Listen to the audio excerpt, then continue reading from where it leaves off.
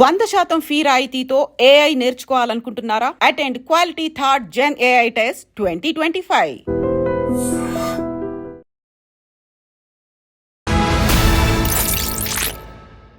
అందరికీ నమస్కారం. నేను Swarupa Potlapalli. Welcome to iDream. టీజీఎస్ఆర్టీసీలో సమ్మె సైరన్ మోగింది. ఎండి సజ్జనార్కు ఆర్టీసీ సంఘాలు సమ్మె నోటీస్ ఇచ్చాయి. ఫిబ్రవరి 9 నుంచి తమ డిమాండ్లను గనక నెరవేర్చకపోతే సమ్మెకు దిగుతామని హెచ్చరించాయి. అలాగే హైదరాబాద్ను పర్యావరణ హితంగా కాలుష్య రహితంగా మార్చేందుకు డీజిల్ ఆటోలను బస్సులను ఓఆర్ఆర్ అవతలకి పంపించి వేస్తామని రేవంత్ రెడ్డి చేసిన ప్రకటన కూడా కలకలం రేపుతోంది. ప్రస్తుతం నాతో పాటు మోటివేషనల్ స్పీకర్ అలాగే పొలిటికల్ అనలిస్ట్ అయిన కొడాలి సునీల్ గారు ఉన్నారు. ఆయనతో మాట్లాడదాం. నమస్తే సునీల్ గారు. నమస్తే స్వరూప గారు. చూశారు కదా, సమ్మె మళ్ళీ మొదలయ్యేలాగే కనిపిస్తోంది. మరికొద్ది రోజుల్లో ఫిబ్రవరి 9 నుంచి సమ్మె మొదలవుతున్నట్టుగా తెలుస్తోంది. మీ అభిప్రాయం ఏంటి? ఎందుకంటే తమ 21 డిమాండ్లను నెరవేర్చాలంటూ ఉద్యోగ సంఘాలు సమ్మెకు నోటీస్ కూడా ఇచ్చేశాయి. సమ్మె అనేది కరెక్టేనంటారా? స్వరూప గారు, బేసిక్ ఏంటంటే అండి, ఇప్పుడు కొత్త ప్రభుత్వం ఒకటి వచ్చింది. అంతకుముందు బీఆర్ఎస్ వాళ్ళు వాళ్ళ అభివృద్ధి ఐటీ పరంగా ఉన్న సెక్టార్లో కూడా కేటీఆర్ గారు ఇప్పుడు వాళ్ళందరూ కూడా డెవలప్ చేశారు బాగా. ఇప్పుడు అంటే నేను ఏ పార్టీకి వీళ్ళకి ఫేవర్గా వీళ్ళకి ఫేవర్గా అని కాదు, యాజ్ ఏ కామన్ మ్యాన్గా నాకున్న views, on the ground views చెప్తున్నాను. ఇదేంటంటే దీన్ని ఎలా తీసుకుంటారు అనేది, ఎందుకంటే ఒకటి కరెక్ట్ చేసుకునే అవకాశం వచ్చింది అనుకోండి, కరెక్ట్ చేసుకుంటే మనం ముందుకెళ్ళగలుగుతాం. ఇప్పుడు జనరల్గా ఆన్ ద గ్రౌండ్లో మీరు చూస్తే సమ్మె అనేది ఏంటంటే ఎవరికైనా ఒక ప్రాబ్లం వచ్చినప్పుడు డెఫినెట్గా వాళ్ళ ప్రతిఘటన అనేది గవర్నమెంట్ మీద చూపిస్తారు డెఫినెట్గా. ఇప్పుడు మీరు ఆర్టీసీ దాని గురించి మాట్లాడితే వాళ్ళకి చాలా సమస్యలు ఉన్నాయి. ఎందుకంటే జీతభత్యాల గురించి కానీ వాళ్ళకు ఉన్న, ఎందుకంటే ఆర్టీసీ అనేది చాలా, ఇప్పుడు ఆంధ్రాలో తెలుగు 2 రాష్ట్రాల్లో కూడా ఆర్టీసీ అనేది చాలా లోలో ఉంది. ఆ లోలో ఉన్న దాన్ని బట్టి ఏంటంటే వాళ్ళకు కూడా ఇప్పుడు లివింగ్ కాస్ట్ పెరిగిపోయింది. ఇప్పుడు మీరు తీసుకోండి, పిల్లల ఫీజులు కానీ స్కూల్స్ ఫీజులు కానీ బయట చూసుకుంటే ఉన్న మెడికల్ పరంగా కానీ మనకి చాలా చాలా ఇష్యూస్ ఉన్నాయి. వీటిలన్నిటి ఏంటంటే గవర్నమెంట్ ఫ్రీ పథకాలు పెట్టేయటం, ఈ విద్యా ఆరోగ్యం మీద ఫోకస్ అనేది ఎవరు అడగలేదు. ఈ ఫ్రీ పథకాలు పెట్టండి అని చెప్పి ఈరోజు వీళ్ళు సమ్మె చేసినట్టుగా ఏ తెలుగు రాష్ట్రాల్లో కూడా మాకు ఫ్రీ పథకాలు ఇవ్వండి, మాకు ఫ్రీ పథకాలు ఇవ్వండి అని చెప్పి ఏ రోజు కామన్ మ్యాన్ ఏ రోజు ప్లకార్డులు పట్టుకుని రోడ్ల మీద సమ్మె చేసినట్టు లేదు. ఎందుకు ఇచ్చారు గవర్నమెంట్ ఫ్రీ పథకాలు? ఎందుకు ఇస్తున్నారు? ఫ్రీ బస్సు ఎందుకు పెట్టారు? ఎవరన్నా అడిగారు? మనని ఎవరు అడగలేదు. ఈరోజు సమ్మె చేస్తారంటే మీరు ఒకటి గమనించండి, హైటెక్ సిటీలో ₹1,00,000 జీతం తీసుకున్నటువంటి వ్యక్తులు కూడా, ఎవరైతే ఆడవాళ్ళు ఉన్నారో వాళ్ళు కూడా ఆధార్ కార్డు పెట్టుకుని ఫ్రీ బస్సు వాడుకుంటున్నారు. ఫ్రీ బస్సు తప్పంటారా? నేను అదే అంటున్నాను, ఫ్రీ బస్ తప్పు అనట్లేదు నేను. ఫ్రీ బస్ ఏంటంటే ఇప్పుడు నిజంగా ఒకటి స్వరూప గారు, కరెక్ట్గా ఎవరికైతే ఉపయోగపడాలో వాళ్ళకి కనుక ఆ పథకం ఉపయోగపడింది అనుకోండి, డెఫినెట్గా సక్సెస్ అయినట్టే. ఇప్పుడు మనాళ్ళు ఫ్రీగా వస్తే పినాయిల్ తాగుతారు, మనాళ్ళ సంగతి తెలిసిందే కదా. ఫ్రీగా వచ్చిందంటే ఒక బాటిల్ తీసుకెళ్లారంటే ఇంకో బాటిల్ ఇవ్వాలని 2వ బాటిల్ కూడా తీసుకెళ్లేవాడు మనాళ్ళు. ఇప్పుడు వాళ్ళ ఆర్థిక స్తోమత ఏంటో ఎలా నిర్ధారించగలరు? అది మంచి క్వశ్చన్ అడిగారు. జనరల్గా ఇప్పుడు మనకి ఒక ప్రభుత్వానికి ఏదైనా సలహాదారులుగా ఉన్నట్టు ఇన్ని లక్షల రూపాయలు వాళ్ళకి జీతాలు ఇచ్చి మనం పెట్టుకున్నప్పుడు, లేదంటే ఒక కామన్ మ్యాన్ ఎవరైతే ఆన్ ద గ్రౌండ్ రియాలిటీలో వాళ్ళ కష్టాలు సుఖాలు చూసుకుని వచ్చిన పర్సన్స్ పెట్టుకుని, అంటే మంచి వాళ్ళు ఉన్నారు, మంచి మేధావులు ఉన్నారు. కాకపోతే ఏంటంటే ఆన్ ద గ్రౌండ్ రియాలిటీ అనేది తెలిసిన పర్సన్ ఇప్పుడైతే మీకు మంచి సలహాలు సూచనలు ఇస్తాడు. ఏమవుతుందంటే ఇప్పుడు ఫ్రీ బస్ మీరు అడిగిన క్వశ్చన్ ఏంటంటే కరెక్ట్ కదా అన్నారు. నేనేమంటానంటే ఇప్పుడు ఆంధ్ర ప్రభుత్వంలో కూడా అప్పుడు మేము కొన్ని ప్రోగ్రామ్ కమిటీకి కూడా మేము కొన్ని సూచనలు చెప్పాం. తెలంగాణలో ఇలా అయింది, మగవాళ్ళు ఆడవాళ్ళు అందరూ బస్సులు ఎక్కుతున్నారు, కిక్కిరిసిపోతున్నారు, తోపు స్లాట్లు ఎక్కువ అవుతున్నాయి, మీరు కొన్ని రోజులు దీన్ని స్టేబుల్ చేయండి, ఒక ట్రయల్ రన్ చేయండి. అదేంటంటే కొన్ని కలర్ ఉన్నటువంటి బస్సులు, అది ఎరుపేసుకుంటారా లేకపోతే మీ పార్టీ రంగు వేసుకుంటారా, అదే నేను వాటి గురించి నేను మాట్లాడట్లా. ఒక పర్టికులర్గా ఒక బస్సుకు ఒక రంగు వేసి అది రోడ్డు మీద వెళ్తుందిరా అంటే ఎవడైనా సరే ఇది ప్రభుత్వం పెట్టిన ఫ్రీ బస్సురా అని ఐడెంటిఫికేషన్ చేసేటట్టు ఒక బస్సు పంపించాలి మనం. అది కూడా ఏంటంటే కొన్ని టైమింగ్స్ ఉంటాయి, పిల్లల స్కూల్కి వెళ్ళే టైమింగ్స్, ఆఫీస్కి వెళ్ళే టైమింగ్స్, మహిళల ఆఫీస్కి వెళ్ళే టైమింగ్స్, మధ్యాహ్నం భోజనం టైము, మళ్ళీ సాయంత్రం 6 గంటలకు వచ్చే సమయంలో, ఇళ్లకు చేరుకునే సమయంలో కొన్ని టైమింగ్స్లో లేదా 2 అవర్స్కి ఒకసారి డిపో నుంచి బయటికి రావాలి బస్సు. అది కూడా ఒక కలర్ ఉండాలి. ఎవరైనా రోడ్డు మీద చూసారంటే ఈ బస్సు ఫ్రీ బస్ అని చెప్పి అందరూ లేడీస్ అందరూ ఆ బస్సు ఎక్కాలి.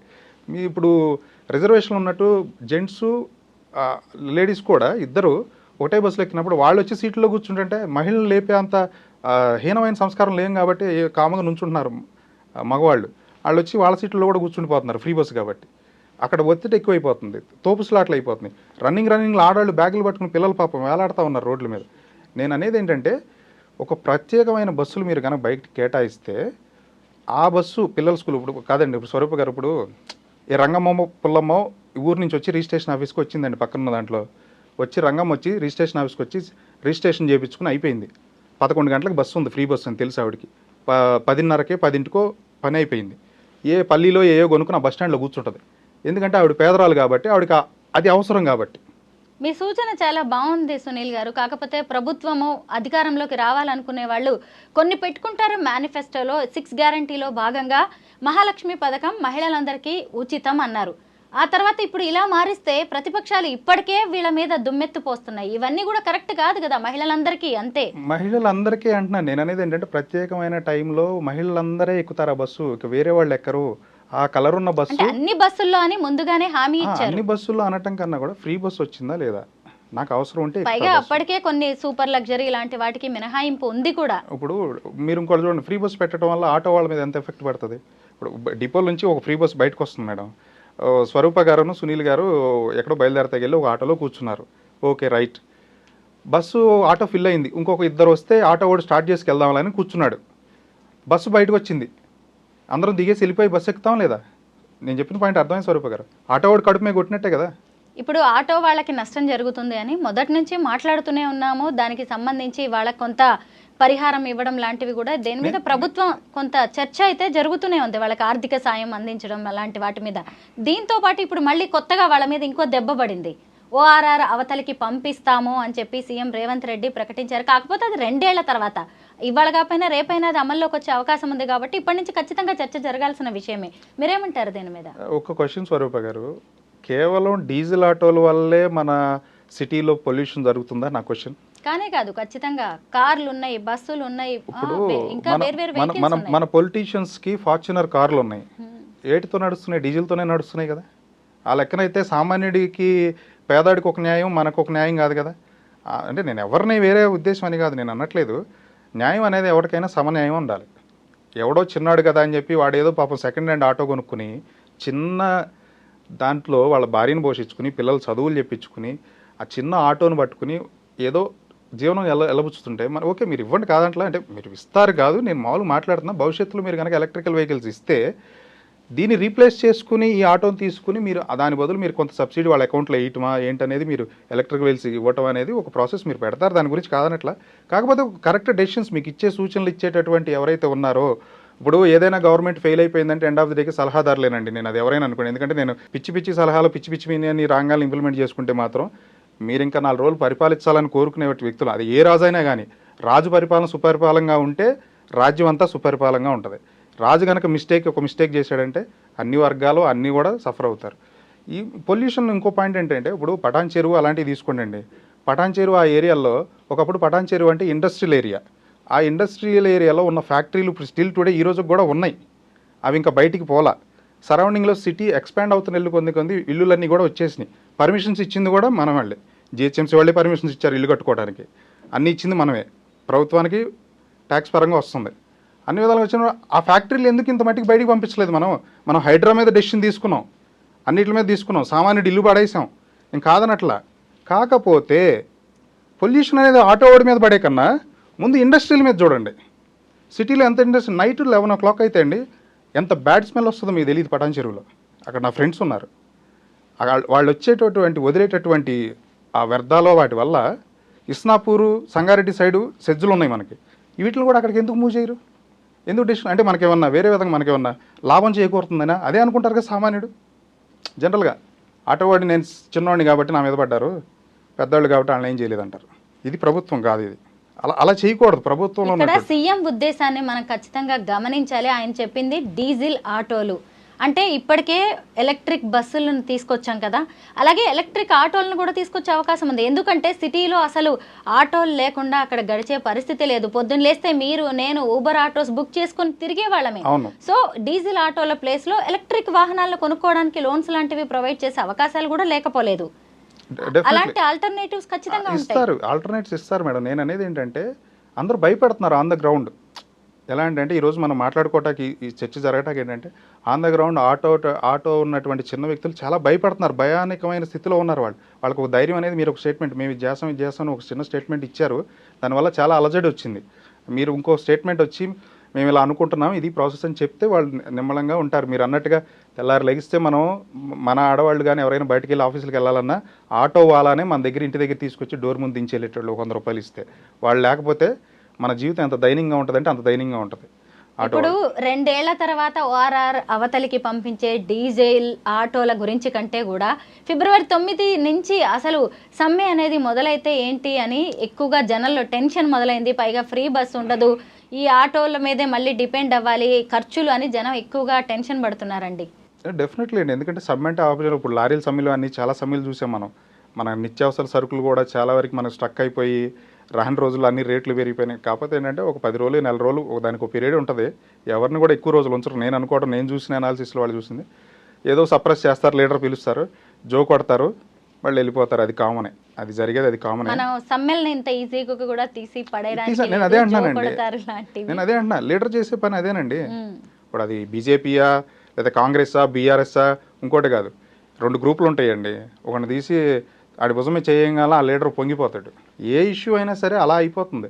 క్వశ్చన్ చేయటం అనేది లేదండి సమాజంలో. ఈరోజు మీరు చూడండి, పొల్యూషన్ అని చెప్పి అది అంటున్నారు. ఈరోజు మనం ప్రతి ఒక్క ఇంటికి ఇంత ట్యాక్స్ కడుతున్నాం. మీరు వచ్చి స్ట్రీట్స్ చూడండి. ఈరోజు నేను ఏ ప్రభుత్వాన్ని నేనేదో టార్గెట్ చేసి మాట్లాడదు, డ్రైనేజీల్లో మూతల్లో తీసి ఈరోజు ఏ జిహెచ్ఎంసీ వాళ్ళు వచ్చి క్లీన్ చేస్తున్నారు? ఎవరో రావట్లా. డ్రైనేజీ నిండిపోతే జిహెచ్ఎంసీ యాప్లో రైస్ చేస్తే ఆ తర్వాత వస్తున్నారు. అప్పటి వరకు ఎందుకు ఆగాల్సి వస్తుంది? రెగ్యులర్ యాక్టివిటీ ఎందుకు పెట్టుకోవట్లేదు? ఎవ్రీ 1 వీక్కో ఏమొచ్చి ఆ మ్యాన్ హోల్స్ తీసి క్లీన్ చేసి బయట పెట్టాల్సిన పని లేదా, బాధ్యత లేదా మనకి? స్వీపింగ్ చేయాల్సిన బాధ్యత లేదా మనకి? రోడ్ల మీద స్కిడ్ అయిపోయి ఎంతమంది పడిపోతుంది? మీరు రండి, నేను చాలా కేసెస్ చూపిస్తాను. మీరు కెమెరా తీసుకురండి, నేను చూపిస్తాను. జిహెచ్ఎంసీ మేయర్గా గద్వాల విజయలక్ష్మి గారు ఫెయిల్ అయ్యారంటారా?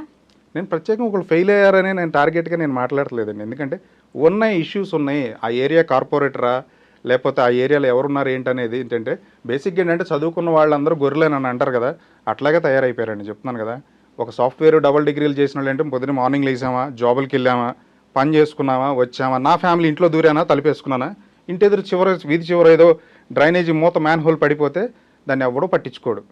ఎందుకంటే దాంట్లో నాది కాదు కదా, నా ఇంటికాడది కాదు కదా, నా ప్రెమిసెస్ లోపల ఉంటే నేను ఆ వీధి చివరి రేపొద్దున నీ పాప స్కూల్ నుంచి వచ్చి పడిపోతే, మీ నాన్నగారు ఏదో న్యూస్ పేపర్కి వెళ్ళి పడిపోతే, అంటే సోషల్ రెస్పాన్సిబిలిటీ లేదు.